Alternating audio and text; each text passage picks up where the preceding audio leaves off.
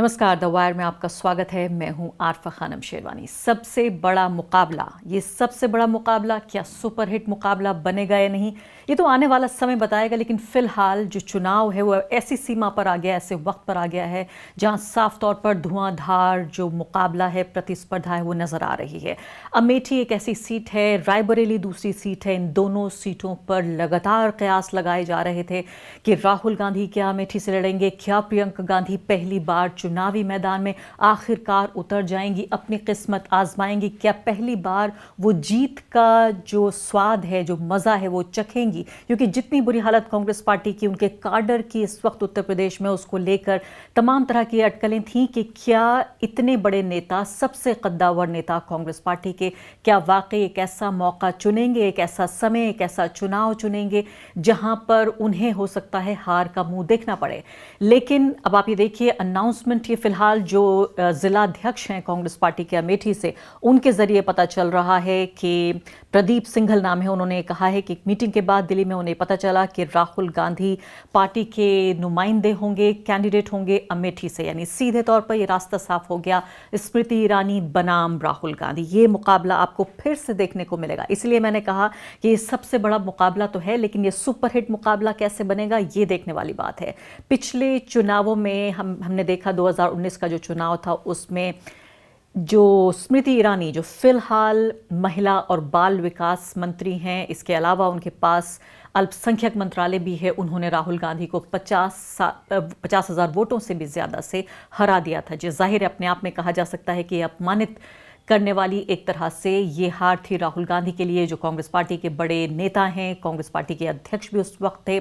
और 2002 से लेकर 2019 तक लगातार राहुल गांधी अमेठी की नुमाइंदगी करते रहे। कई बार उन्होंने वहां से चुनाव लड़ा और ये एक ऐसा गढ़ माना जाता है, अमेठी और रायबरेली के बारे में भी ये सोचिए आप कि सिर्फ 3 बार को अगर छोड़ दें तो आज़ादी के बाद से लेकर अब तक लगातार कांग्रेस पार्टी का नुमाइंदा चुनता हुआ आया है रायबरेली से। इंदिरा गांधी से लेकर, सोनिया गांधी से लेकर और अब प्रियंका गांधी तक। तो जो सोनिया गांधी हैं, उन्होंने राज्यसभा का रास्ता अपना लिया और उसके बाद प्रियंका गांधी वाड्रा, जिनके बारे में कहा जाता है कि वो बिल्कुल हूबहू, उनकी जो शक्ल सूरत है, उनके जो बात करने का अंदाज है, उनके जो हाव भाव हैं, सब कुछ अपनी दादी से मिलते जुलते हैं। और इसीलिए लगातार लोग उनमें एक तरह का एक भावी इंदिरा गांधी, एक भावी हो सकता है प्रधानमंत्री किसी रोज़, इस तरह से उन्हें देखते रहे हैं। और जिस तरह से मुझे लगता है शायद ये एक जानबूझकर की जाने वाली कोशिश है कि उनका जो हेयर स्टाइल है, उनके बालों का जो अंदाज है, वो भी बिल्कुल शॉर्टकट अपनी दादी के जैसा ही है। इंदिरा गांधी भी 3 बार वहाँ से उन्होंने प्रतिनिधित्व किया। तो यहाँ पर स्मृति ईरानी का मैं जिक्र करूँगी, उसके बाद बाकी मुद्दों पर आऊँगी कि हार और जीत के क्या मायने हो सकते हैं, इसके अलावा कितनी संभावनाएं हैं हार और जीत की। लेकिन स्मृति ईरानी के अंदर गांधी परिवार को लेकर इतनी कटुता है, उनके अंदर इतनी कड़वाहट है कि ऐसा लगता है कि उन्होंने एकदम से गांठ बांध ली है कि जब तक के गांधी परिवार के बारे में जिस तरह की बातें वो कहती हुई पाई जाती हैं, जिस तरह से, जिस अग्रेशन के साथ, जितनी उग्रता के साथ वो गांधी परिवार पर हमला करती हैं, वो हैरान भी करता है। एक तरह से उन्हें उनका ये लगाव है या उनकी ये कोई दुश्मनी है। एक तरह से अंग्रेजी में एक शब्द का इस्तेमाल होता है ऑब्सेशन, यानी ज़रूरत से ज़्यादा उस चीज़ को अहमियत दे देना। स्मृति ईरानी कई बार ये दिखा चुकी हैं, चाहे वो राहुल गांधी पे हमला हो या सोनिया गांधी पे हमला हो, गांधी परिवार के बारे में जिस तरह से कहना हो। अभी भी ये बयान आपको मैं बताती हूँ कि जो उन्होंने ताज़ा बयान दिया है, वो भी अपने आप में बताता है कि ठीक है, पॉलिटिक्स में जीत और हार होती है, पॉलिटिक्स में लोग चुनाव लड़ते हैं और चुनाव हारते हैं, और यही जाहिर है पॉलिटिशियंस का काम है, पत्रकारों का काम है पत्रकारिता करना, डॉक्टरों का काम है डॉक्टरी करना, इंजीनियर्स का काम है अपना काम करना। इसी तरह से बिल्कुल सियासतदानों का काम होता है चुनाव लड़ना। लेकिन जिस तरह से जो कटुता, कड़वाहट और बिटरनेस, तीनों भाषाओं में समझ लीजिए आप, जिस तरह से स्मृति ईरानी दिखाती हैं, अभी भी जो इनका बयान है वो कह रही है कि अमेठी गांधी परिवार का गढ़ है, वो अपनी तरफ से एक और कैंडिडेट देने में इतना समय क्यों लगा रहे हैं। उनके आत्मविश्वास में कमी दिख रही है। अमेठी अब कांग्रेस का गढ़ नहीं रहा है। अगर वो 2 सीटों से लड़ते हैं तो अमेठी से अपनी हार को चुनाव होने से पहले ही वो घोषित कर रहे हैं। अगर उनके नेता में दम है तो बिना मायावती और अखिलेश के सहारे अकेले सिर्फ अमेठी से चुनाव लड़कर क्यों नहीं दिखाते? वहीं दूध का दूध और पानी का पानी हो जाएगा। अब आप ये देखिए, इस पूरे बयान की जो संरचना है उसको अगर आप देखने की कोशिश करें तो वो कह रही है कि अगर राहुल गांधी में दम है तो सिर्फ एक सीट पर चुनाव लड़ें। ऐसा लगता है कि नरेंद्र मोदी जो खुद 2 सीटों पर चुनाव लड़ते हैं, इसके अलावा कई कद्दावर नेता जो कांग्रेस पार्टी के हैं, वो भी जो बीजेपी के हैं, वो भी एक से ज़्यादा सीट पर चुनाव लड़ते हैं।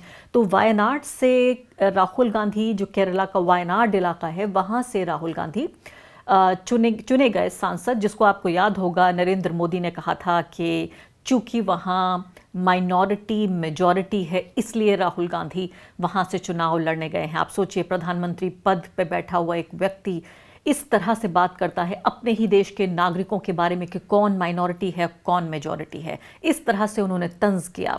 तो इससे पहले आइए सुन लेते हैं स्मृति ईरानी को और उसके बाद वापस लौटते हैं। मैं नहीं जानती कांग्रेस का प्रत्याशी कौन होगा, लेकिन ये अपने आप में बहुत ही मुझे लगता है कि एक अजीब मंजर है कांग्रेस की राजनीति का। पहली बार अमेठी से प्रत्याशी घोषित करने में कांग्रेस इतना समय लगा रही है, इतना चिंतन और मंथन कर रही है। कांग्रेस की हार का संकेत आपको उसी में मिल सकता है। इसके बाद मैं आपको याद दिलाना चाहती हूँ पार्लियामेंट की वो घटना, उसी कटुता और कड़वाहट को याद दिलाने के लिए कि जिस तरह से ऐसा लगता है उनका जो ये ज़रूरत से ज़्यादा जो लगाव है एक गांधी परिवार से, कांग्रेस पार्टी से, राहुल गांधी से खासकर, कि किस तरह से वो लगातार उन पर जो बयानबाजी करती हैं। और कई बार तो ये कहा गया कि क्या स्मृति ईरानी की मिनिस्ट्री चाइल्ड एंड डेवलपमेंट या माइनॉरिटी अफेयर्स नहीं है? क्या गांधी परिवार ही उनका मंत्रालय बन गया है? इसी डिपार्टमेंट से वो आती हैं कि उनका सिर्फ ये काम है कि गांधी परिवार पर हमला किया जाए। तो स्मृति ईरानी ने, जब पार्लियामेंट में बहुत दिनों की बात नहीं है, जब कांग्रेस पार्टी के एक नेता ने अभद्र तरीके से राष्ट्रपति मुर्मू के खिलाफ कुछ कहा था, जिसके लिए फिर उन्होंने पार्लियामेंट में माफ़ी भी मांगी। उसके बाद बड़े ही अग्रेसिव तरीके से स्मृति ईरानी वहाँ पर राष्ट्रपति मुर्मू का बचाव कर रही थी। अच्छी बात है वो कर रही थी, एक महिला सांसद है, एक महिला राष्ट्रपति का बचाव कर रही थी। लेकिन सोनिया गांधी जब बात करने लगी वहीं बीजेपी की एक और महिला सांसद से, तो उसके बाद स्मृति ईरानी वहाँ पर पहुँची और कहा कैन आई हेल्प यू, यानी एक तरह से मिसबिहेव करने की कोशिश की। बाद में इस तरह की खबरें आई जिस पर सोनिया गांधी ने कहा डोंट टॉक टू मी, मुझसे बात मत करो। ये देखिए, उनसे पूछना चाहती हूँ, you sanction the humiliation of Droupadi Murmu, you sanction the humiliation of the tribal legacy of this country. Sonia ji sanction the humiliation of a woman in the highest constitutional post. Sonia ji sanctioned the humiliation of a poor woman who was sent to the highest office in this country. You sanctioned the insult of every Indian citizen. You do your... और स्मृति ईरानी का ये ज़रूरत से ज़्यादा जो लगाव है एक बात से और ज़्यादा जाहिर होता है। वो घटना भी मैं आपको याद दिलाना चाहती हूँ। राहुल गांधी जब वापस आए थे, जब उनकी सदस्यता को रद्द कर दिया गया था और कोर्ट के फैसले के बाद जब वो वापस आए पार्लियामेंट में, उन्होंने अपनी स्पीच दी। उसके बाद उन्होंने एक तरह का हाथ से जेस्चर किया कि फ्लाइंग किस जैसा उन्होंने एक जेस्चर किया।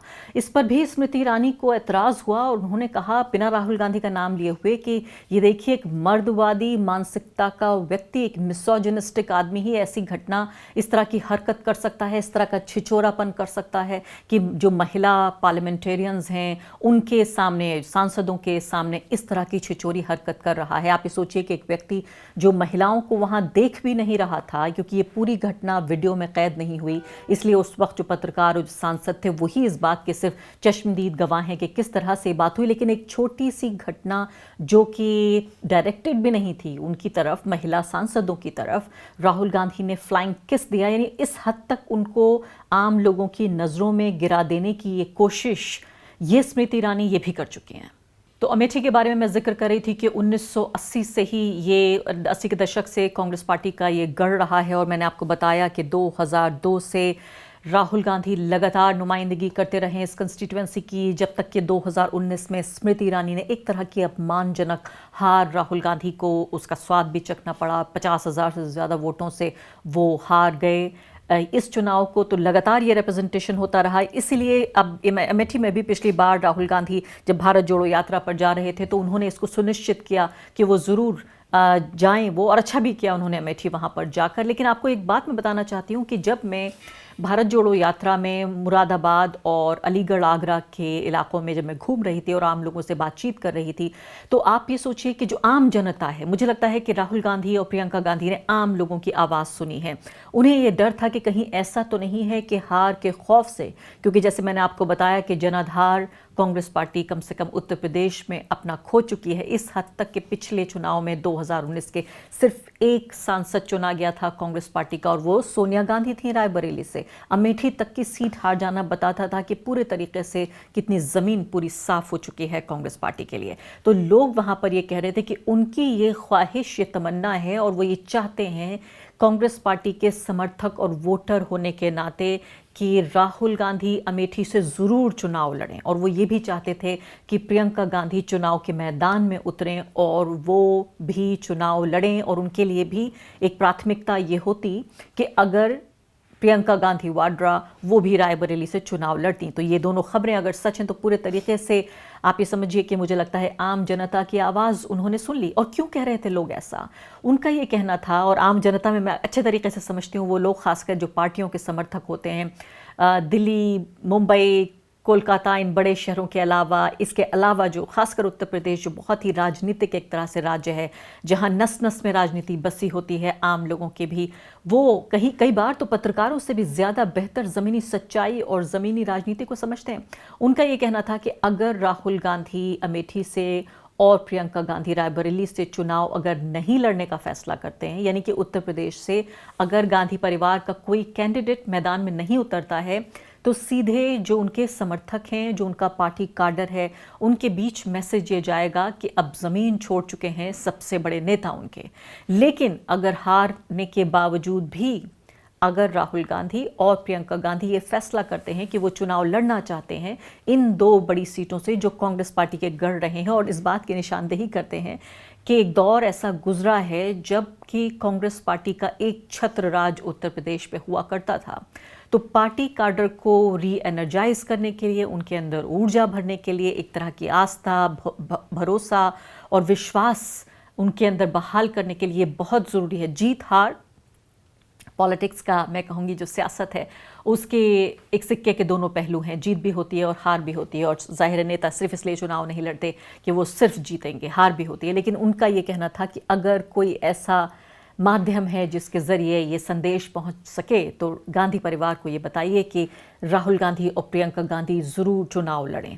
तो ये लगता है कि दोनों जो आम लोग हैं उनकी आवाज़ इन दोनों नेताओं ने सुन ली है, और सोनिया गांधी ज़ाहिर राज्यसभा के लिए मनोनीत हो चुकी हैं। तो फिलहाल यहाँ पर गांधी परिवार का तो ये किस्सा ज़रूर है, लेकिन आने वाले चुनाव में सबसे ज़्यादा जिन सीटों पर नज़र रहेगी उनमें ये भी शामिल है। मुझे नहीं पता राहुल गांधी हारेंगे या जीतेंगे, आप दर्शक इस बात को बेहतर तरीके से समझ सकते हैं, लेकिन मैं ये ज़रूर समझती हूँ कि आम आदमी के विश्वास की बहाली के लिए वो आम आदमी, वो कांग्रेस का आम आदमी जिससे लगातार, जिसकी राजनीति गरीब आदमी से पहले आम आदमी की राजनीति कांग्रेस पार्टी किया करती थी, और उसी आम आदमी की बात मैं ये कह रही हूँ कि उसके लिए कम से कम उसकी विश्वास की बहाली के लिए ये बहुत अहम कदम है कि दोनों सीटों पर यहाँ लड़ने का फैसला किया जा रहा है। और साथ साथ आपको ये भी बता चलती हूँ मैं कि रायबरेली में खासकर कांग्रेस पार्टी के जो समर्थक थे उन्होंने प्रियंका गांधी के लिए बाकायदा पोस्टर्स लगा दिए थे कि वो चाहते हैं कि यहाँ से चुनाव लड़ें। जो मैं आपको लोगों का जिक्र बता रही थी कि लोग ये चाहते हैं, उन्होंने कहा था कि कांग्रेस पार्टी के विकास के कार्यक्रम को आगे लेकर जाए कांग्रेस पार्टी, और रायबरेली आवाज़ दे रहा है प्रियंका गांधी आइए और यहाँ के चुनाव लड़िए। इस तरह के पोस्टर्स वहाँ पर लगातार लगे। रायबरेली में हालांकि अभी तक बीजेपी ने किसी कैंडिडेट के नाम की घोषणा नहीं की है। 2019 में दिनेश प्रताप सिंह नाम के व्यक्ति थे जिनको के लगभग 2 लाख वोट से सोनिया गांधी ने हरा दिया था। तो आने वाले समय को आप भी देखेंगे और मैं भी देखूंगी, और उम्मीद है कि ज़मीन पर उतरकर आपको मैं अमेठी और रायबरेली जाकर भी जो ताज़ा तस्वीर है वो मैं आपको दिखाऊंगी। शुक्रिया। द वायर के और वीडियोस देखने के लिए सब्सक्राइब करें और बेल आइकन पर क्लिक करें। स्वतंत्र पत्रकारिता की आर्थिक मदद करने के लिए डिस्क्रिप्शन में दिए गए लिंक पर जाएं और अपनी राशि चुनें।